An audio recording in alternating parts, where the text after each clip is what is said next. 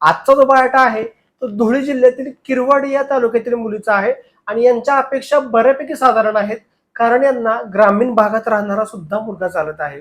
फक्त एकच विनंती आहे, व्हिडिओ पूर्ण ऐका, यांच्या अपेक्षा बारकाईने ऐका, कारण बरीच जण अपेक्षा नीट ऐकत नाही, त्यामुळे त्यांना रिस्पॉन्स व्यवस्थित मिळत नाही.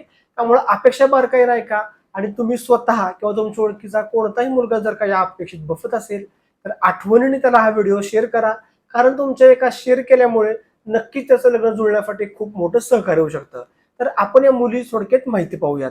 नमस्कार, मी ॲडव्होकेट शिवराज जाधव, देशातील एक विश्वसनीय व रजिस्टर्ड वधूवर केंद्र म्हणजेच शिवराज मराठा वधूवर केंद्रामध्ये तुमचे स्वागत करतो. मुलीचे जन्मवर्ष आहे 1999, उंची मुलीची 5 फूट 3 इंच आहे, रंग मुलीचा गोरा आहे, मुलगी दिसायलाही सुंदर आहे. मुलीचं शिक्षण हे BA झालेलं आहे, आर्ट साईडने मुलीचं शिक्षण हे ग्रॅज्युएशन झालेलं आहे आणि मुलीच्या कुटुंबात आई वडील आणि भाऊ असा त्यांचा परिवार आहे. मुलीच्या भावाचं लग्न झालेलं आहे. मुलीचे आई वडील दोघंही रिटायर्ड आहेत. त्यांचं मूळचं गाव हे धुळे जिल्ह्यातील किरवाडी या तालुक्यातील आहे. त्यांची सर्वात पहिली अपेक्षा आहे की मुलगा हा निर्व्यसनी असावा आणि मुलगा एक सुसंस्कृत आणि समजूतदार कुटुंबातील हा मुलगा असावा. आणि मुलाचं जे मूळचं गाव आहे ते नाशिक किंवा धुळे या जिल्ह्यातील मुलाचं मूळचं गाव असावं. त्या मुलाचं शिक्षण जर का ITI फील्ड मधून टेक्निशियन असेल तरीही त्यांना चालेल, किंवा एखादा मुलगा कोणत्याही क्षेत्रातून ग्रॅज्युएट असेल असंही सहज त्यांना चालेल. मुलगा जर का नोकरी करत असेल किंवा एखाद्या मुलाचा स्वतःचा चांगला व्यवसाय आहे असंही सहज त्यांना चालत आहे. आणि त्यांनी सांगताना हेही सांगितले की एखादा मुलगा ग्रामीण भागात राहत असेल, तालुका ठिकाणी राहत असेल किंवा सिटीमध्ये राहत असेल असंही स्थळ त्यांना चालेल, कारण आजकाल ग्रामीण भागामध्ये मुलगा हवा अशी म्हणणारी स्थळं खूप कमी प्रमाणात उपलब्ध आहेत.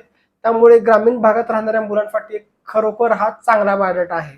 फक्त त्यांनी एक सांगितलेलं आहे की मुलगा नोकरी व्यवसाय काही करत असेल तरी चालेल, फक्त मुलाचं प्रति महिना इन्कम किमान 30 ते 40 हजार रुपये एवढा तरी असावा अशी त्यांची अपेक्षा आहे. मुलाला थोडीफार शेती असावी, स्वतःचं राहतं घर असावं आणि मुलाचं जे जन्मवर्ष आहे ते जास्तीत जास्त 1994 सालापर्यंत असावं, म्हणजे वयातला फरक हा जास्तीत जास्त 5 वर्षापर्यंत त्यांना चालत आहे. त्यामुळे नक्कीच तुम्ही स्वतः किंवा तुमच्या ओळखीचा कोणताही मुलगा जर का नाशिक किंवा धुळे जिल्ह्यातील असेल आणि या अपेक्षित बसत असेल तर आठवणीने त्याला हा व्हिडिओ शेअर करा, कारण अशी स्थळे खूप कमी प्रमाणात उपलब्ध असतात. आणि अशाच प्रकारे मराठा समाजातील वधूवरांची स्थळे पाहण्यासाठी आपल्या चॅनेलला न विसरता फॉलो करा. आपल्या वधूवर केंद्रामध्ये नावनोंदणीविषयी माहिती घ्यायची असेल तर तुम्हाला स्क्रीनवरती 2 नंबर दिसत आहेत, त्या नंबरवरती सकाळी 10 ते 5 या वेळेमध्ये संपर्क करा. आपल्या वधूवर केंद्रामध्ये नावनोंदणी करण्याविषयी माहिती घ्या.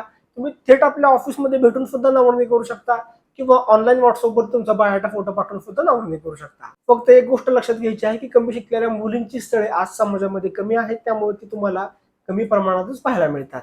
आपल्या वधूवर केंद्रामध्ये उच्च शिक्षित मुला मुलींसाठी आपण सेपरेट सेक्शन केलेलं आहे. आपल्या वधूवर केंद्रामध्ये मध्यस्थी सुविधा सुद्धा आहे. त्यासोबतच पुनर्विवाह जे वधूवर आहेत त्यांच्यासाठी आपल्याकडे सेपरेट सेक्शन आहे. अपंग वधूवरांसाठी सेपरेट सेक्शन आहे. त्यामुळे तुमच्या ओळखीचं कोणीही असेल, लग्न करू इच्छित असेल तर आठवणीने आपल्या शिवराज मराठा वधूवर केंद्राचं नाव त्यांना जरूर कळवा. तर पुन्हा भेटूयात एका नवीन व्हिडिओमध्ये, तोपर्यंत रजा घेतो. धन्यवाद. जय शिवराय.